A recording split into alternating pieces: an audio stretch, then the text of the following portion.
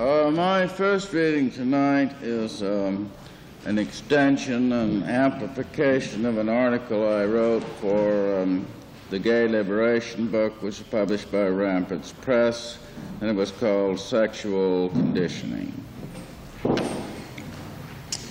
Sexual morality in the Western world is based on the Bible, and especially on the teachings of St. Paul, which presume to impose one arbitrary and dogmatic standard of sexual behavior on all people everywhere and forever.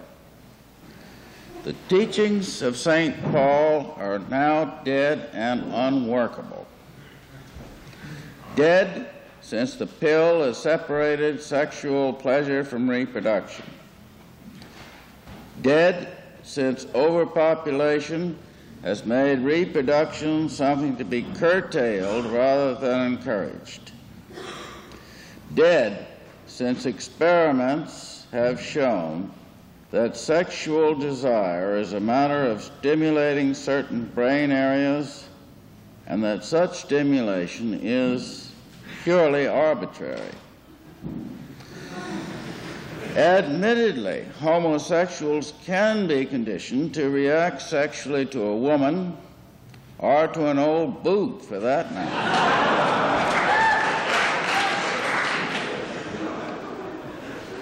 In fact, both homo and heterosexual experimental subjects have been conditioned to react sexually to a boot, to an old boot. You can save a lot of money that way. In the same way, heterosexual males can be conditioned to react sexually to other men. Who is to say that one is more desirable than the other? And who is competent to lay down sexual dogmas and impose them on others?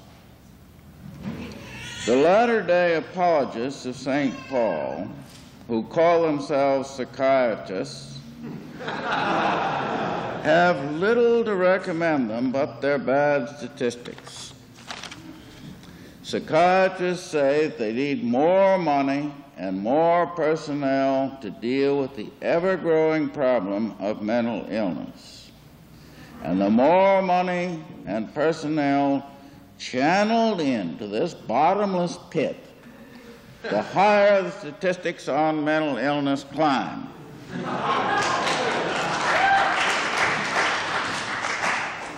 It is indeed an ever-growing problem at this rate. Personally, I think that mental illness is largely a psychiatric invention.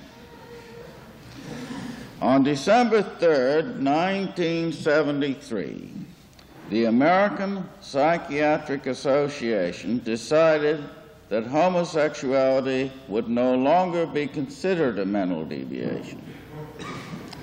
Well, if they have more mental patients now than they can handle, it would seem to be a step in the right direction to remove homosexuals from this category. But the decision has caused a storm of protest.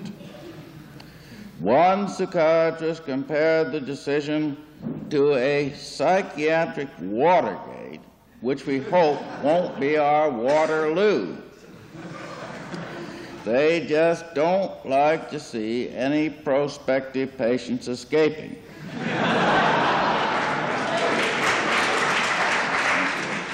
It could start a mass walkout. Dr. Charles Socarides, Associate Clinical Professor of Psychiatry at the Albert Einstein Clinic, staunchly opposes the new APA approach.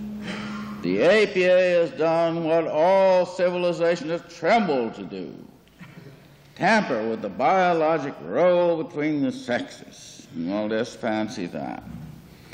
And in a letter to Playboy in June of 1970, Dr. Socarides says, 500 million years of evolution have established the male-female standard as the functionally healthy pattern of human sexual fulfillment.